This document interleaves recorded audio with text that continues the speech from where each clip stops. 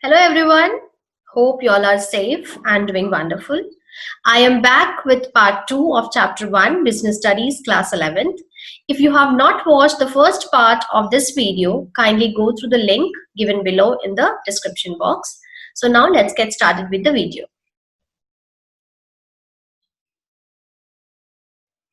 In this module, we will talk about classification of business, concept of commerce, classification of trade, auxiliaries to trade.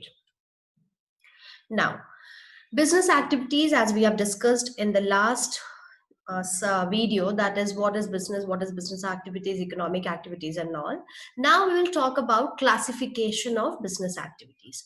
Business is broadly classified into industry and commerce. As you can see from the slide, that industry has three categories, that is primary industry, secondary industry and tertiary industry. In primary, we have extractive, genetic. In secondary, we have manufacturing and construction. Under manufacturing, we have analytical, synthetical, processing, assembling. Commerce is broadly classified into trade and auxiliaries to trade. Trade is further classified into internal and external. Internal trade, wholesale trade and retail trade. External trade classified into three categories, that is import, export and entrepot. Commerce, auxiliaries to trade will have transportation, warehousing, advertising, communication, and banking. Industry. Now, when the word industry comes to our mind, what do we know by that, or what do we think about it? Industry refers to an activity which are connected with conversion of resources, that is raw material, into useful goods. Industry is something which will be involved in production, in manufacturing, production of something. What we will produce, we will use input, we will do the process, and we will convert input into output, that is finished product, that is usable product which we can use. And the term industry is also used to mean group of firms producing similar or related goods. For example, textile industry. Textile industry refers to that industry in which all the firms, all the company which are doing business, which are doing manufacturing business in clothes, which are doing cloths manufacturing business. So those group of all the firms which will do cloth manufacturing business will come under textile industry. Similarly, cement industry, the companies, the firms which will produce cement, they are doing business in cement manufacturing or production, they will come under cement industry. Then the example for primary industry can be coal mining, oil drilling, farming, fishing and forestry. Under primary industry, we have two categories, that is extractive industry and genetic industry. So in extractive industry, we mean when we extract, we take out something from natural resources like earth, water, minerals from earth, okay, like fish from water, or timber from forest. So we are extracting, we are taking out those materials from different sources which can be natural resources. Examples can be timber from forest, fish from sea, mining, hunting, farming. All these are examples of extractive industry. Now comes genetic industry. Genetic industry is also the part of primary industry. Under primary industry, we have extractive and genetic. In genetic industry, we mean when we undertake the process of doing something which will involve reproduction or multiplication of animals and plants with the aim of earning profit. It also means that rearing or reproduction of animals or different species of all those organisms and plants with the aim of earning profit. Examples can be agriculture, nursery, poultry farm, fishing, farming, cattle breeding, all these, wherein we are doing some activities related to reproduction of animals and plants with the aim of earning profit. We are doing so in the process, we are thinking of earning money. That is genetic industry. Another classification of industry is secondary industry. Secondary industry will involve all those resources, or we can say raw materials, which have been already extracted in from primary industry. Okay, so secondary industry, generally we can just relate. Second means what? Second time we are using something. So the resources which have been already extracted in primary industry, we are using those resources for the further production. Okay, so those industry which will use the resources which has been already extracted, those industry which will be termed as secondary industry. Secondary industry includes all those activities which are connected with using the materials which have already been extracted at the primary stage.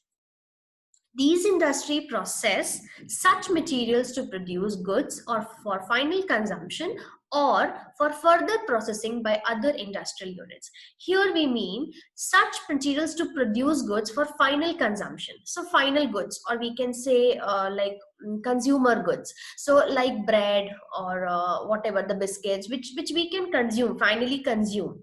Further production, further processing by other industrial units. The goods which will produce here, that can be used as raw material for other industry or for other business firms. It can be wood, it can be cement, it can be iron. So all these goods are known as capital goods. Under secondary, we have manufacturing industries which are engaged in the process of converting raw material into finished goods. So manufacturing, as we had discussed in last slide, that it will produce two types of goods. First one will be consumer goods, which are the goods which can be consumed by the consumer, and industrial goods which will be used by the industry for further production. Now, example can be they convert cotton into textile. You all know that cotton we can extract from the plant, that is primary industry. So cotton is input for manufacturing industry or secondary industry, but that cotton we have extracted from plants that comes under primary industry. As I said, in secondary industry we will use the resources for the second time which we have extracted from primary industry. Timber into furniture. Then comes analytical industry. As you know that analysis means breaking down the things. Now, analytical industry. In this industry, the basic raw materials is broken into different parts and then we will analyze it and separated into different finished products. Each part will be used differently as different product. For example, crude oil is processed into many finished products such as kerosene, petrol, diesel, etc. Then next is synthetical industry. Synthesize, the word synthesize, you just remember that synthesize means combination of different parts. So here, see, in this industry, two or more raw materials are combined together. As I said, synthesize, the meaning of synthesize is to combine together. So from that word, you can always link the synthetical industry wherein two or more raw materials are combined together in manufacturing process to make the final product. For example, various chemicals are mixed together to manufacture cement or paint. Then comes processing industry. Herein, the industries which will involve in successive stages for manufacturing finished products. What does it mean, successive stages? It means that process, the stages of different stages of production. First stage, different activity. Next stage, further activity, and activity carried on in third stage will be entirely different from first and second. So different stages of production. When the different stages of the production will have different processes, that industry will termed as processing industry. The examples can be sugar industry or paper industry. Then comes assembling industry. As we can see from the name assemble. What is the meaning of assemble? Assemble means taking different things and putting it together. So in assembling industry, the industry assembles different components to make a new product. Example can be computer, different parts of computer such as keyboard, monitor, CPU. We take different components and we assemble together to make one final product, that is computer. Same goes with car, that is the different components of car, the body, the engine, the tire, all those different components of car, we will take it and we will assemble to make final product, that is car. Same thing for TV and watches. Next one, construction industry. As you can see from the name construction, we will construct something. So these industry will be engaged in construction of buildings, dams, bridges, roads and canals. So the product, the final output of this industry, that can be building dams, bridges and all, we cannot transfer from one place to another. We cannot move it. So these products, or we can say the output of construction industries, are always immovable. We cannot move it. We cannot transfer from one place to another. The raw materials required for these industries are supplied by the manufacturing industries and extractive industry.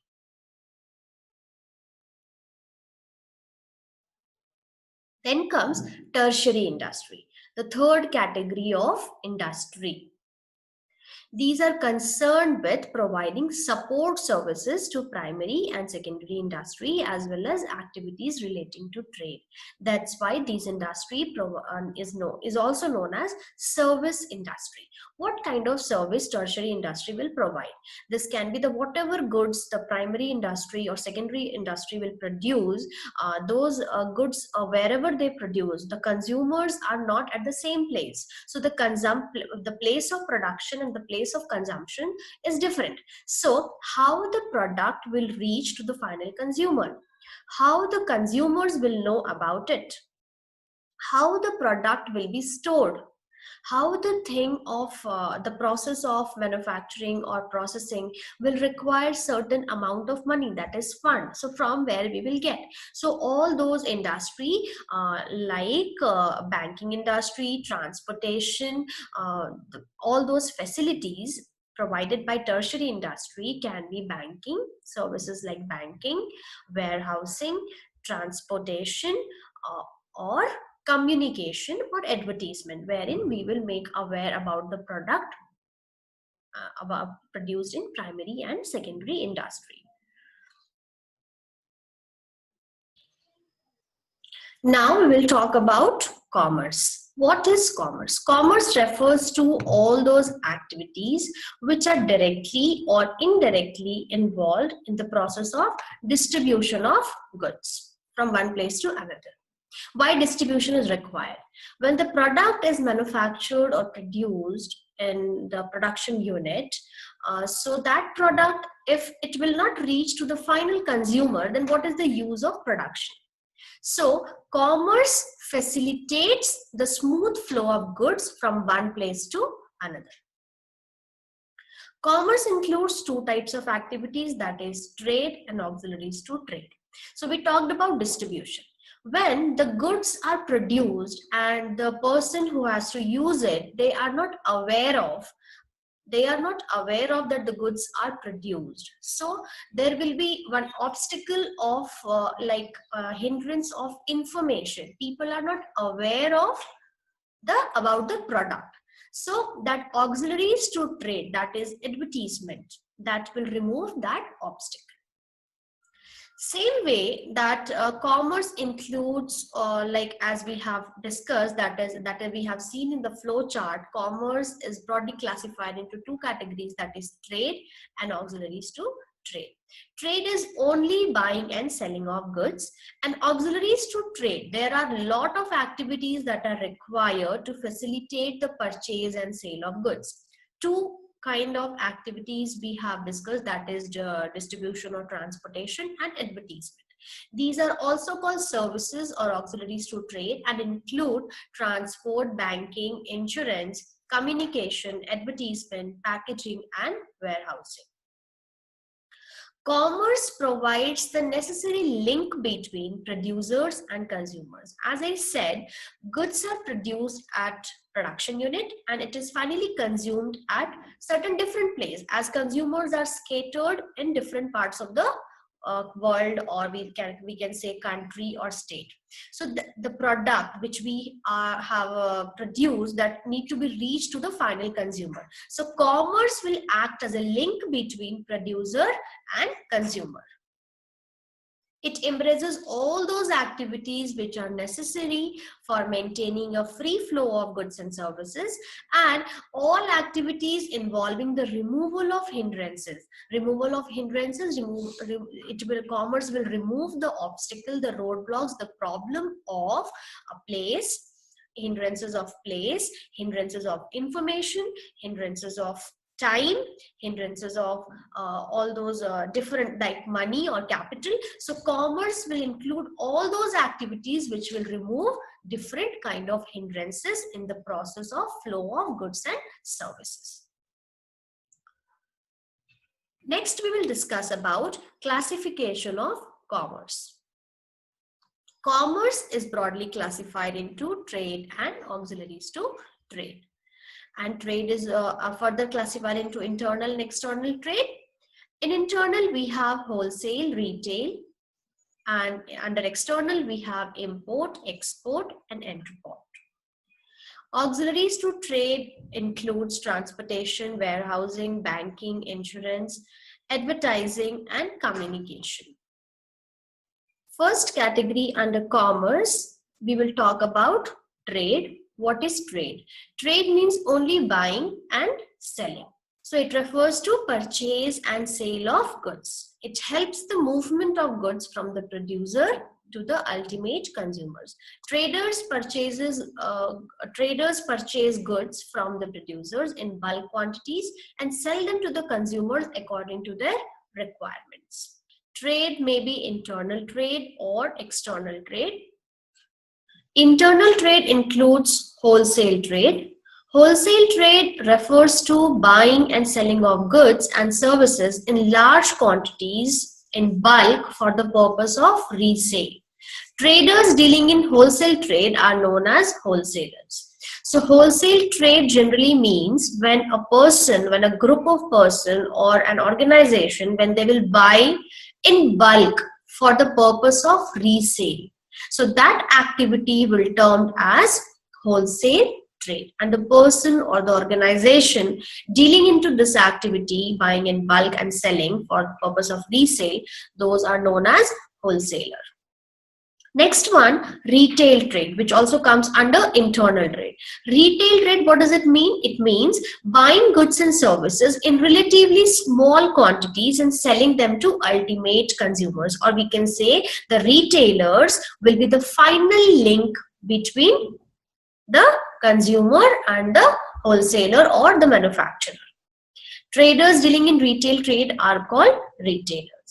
Retailers are the people or the group of people, or we can say individuals, or it can be organization, which will be buying, and they will be buying goods and services in relatively small quantities. They are not buying in bulk, they are buying in small quantities and they are selling them to ultimate consumers which are going to use it, which is not for resale. Consumers will use it. So those people who will be doing this activity will be termed as retailer.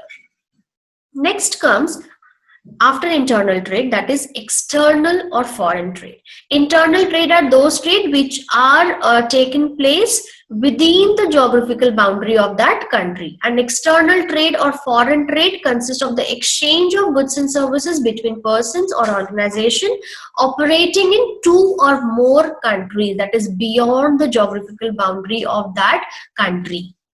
Okay, so under external trade we have when goods are purchased, we have import trade, export trade, and entrepot trade. So what is import? When we are taking goods, when we are purchasing, when we are buying, when the goods are coming in the country from different country, that is termed as import trade. And when we are selling, when we are sending out the good from our country to another country, that is called export trade. Entrepot trade, when goods are imported for export to other countries, that is known as entrepot. For example, we will take some equipments from Korea and we will sell it to China or Sri Lanka, some other country. We are just buying for the purpose of exporting. We are importing to export. That activity is termed as, that trade is known as entrepot trade. Now we will talk about auxiliaries or aids to trade, which is the second category under commerce. So the activities which are meant for assisting trade are known as auxiliaries to trade. These are the activities which is like supporting activities, supporting services to trade in the process of buying and selling of goods or import export trade. The activities which will provide support, the activity which will facilitate the smooth flow of goods from one place to another, those activities will be termed as aids to trade or auxiliaries to trade. These are services which will help in removing hindrances which arise in the process of trade. Hindrances in the sense what? Hindrances related to time, hindrances related to place, hindrances related to information, hindrances related to risk, hindrances related to money. All these hindrances, when it will be removed by doing certain activity or by doing some services, those activities or services are termed as aids to trade or auxiliaries to trade. These activities support trade. It can be transportation, banking, insurance, warehousing, and advertisement. First one, transportation. It facilitates movement of goods from one place to another, thereby removing the hindrance of place. As the goods are produced in one part of the country, like we can take the example of tea produced in Assam, but it is consumed throughout the country. So how those products which are produced in a certain point of time, how it will be transported, how it will be distributed from one place to another. It will require the facility termed as transportation, and transportation facilities like road transport, rail transport, air transport, etc. So examples can be anything: Assam tea or cotton in Gujarat and Maharashtra, jute in West Bengal and Odisha, or sugar in UP. So all those goods which are produced in certain specific state and it is consumed throughout the country, so how it will be distributed. So this problem of distribution will be solved by transportation, that is auxiliaries to trade. Now, second one, that is banking and finance. Business activities cannot be undertaken unless funds are available for acquiring assets, purchasing raw materials, and meeting other expenses. See, business cannot start, we cannot establish business, we cannot run business, we cannot think about business without money. When we don't have money, we cannot think about business. So money, or we can say finance, is the blood of business. Without it, it cannot exist. Without finance, business cannot exist. So this is the main problem, or we can say the hindrance in starting the business or running the business, or continuing the business, or for survival, for growth, we need money. So business banking helped business firms to overcome the problem of finance by giving necessary funds. And in addition to providing funds, banks provide so many related services like check facilities, overdraft facilities, or remittance of funds, or transfer of money. So all these facilities will be provided by banking and finance, which is very, very, very essential to start off business or thinking about to expand our business, or distribution of one goods from one place to another. Okay, so next one will be insurance. Insurance, you all know that risk is the major element of business. When we are thinking about business, risk is the associated factor which is already involved in the process of doing business. So to like we will think about risk, like how to protect ourselves from all those uncertain situations like fire, theft, accident, or loss of damage, or change in demand. So we will take which facility? We will take insurance. We will try to reduce our risk. We will try to take protection against all these risk, that is insurance. Then comes warehousing. What is warehousing? Warehousing is a place wherein we store our goods. We all know that goods are produced at certain place and it is transported from one place to another. But do you think if goods will reach today and the consumers will come today? No. So the production and the production time and the consumption time, there is a gap between both production and consumption. So between that time we need to store goods, thereby confirming the quality of goods, or the condition of goods should be maintained. If the goods are damaged, being a consumer, we will not prefer to buy that product. We will ask for different unit of the same product. So warehousing helps business firms to overcome the problem of storage and facilitates the availability of goods when needed. As I said, the production time and the consumption time is different. So when the consumer will come and the goods are not available, so that puts an impact that the availability of goods are not on time. So by using which facility we can avail the easy availability of goods or timely availability of goods, that is the facility is termed as warehousing. The hindrance of time, as I said, timely availability. So the hindrance of time can be removed with the help of warehousing.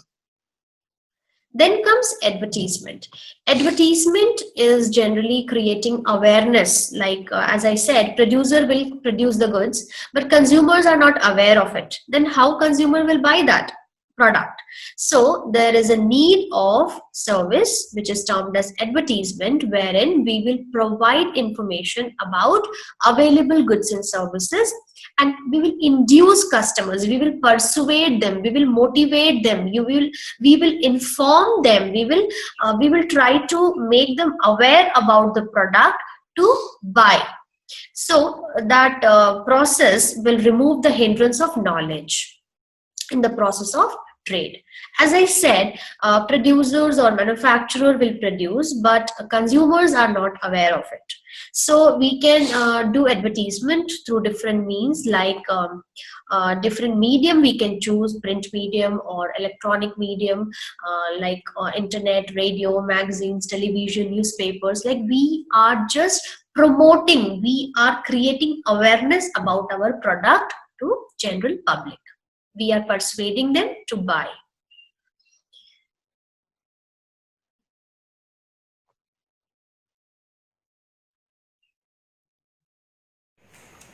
Well, that's all for today. We'll connect you soon with next part of this chapter.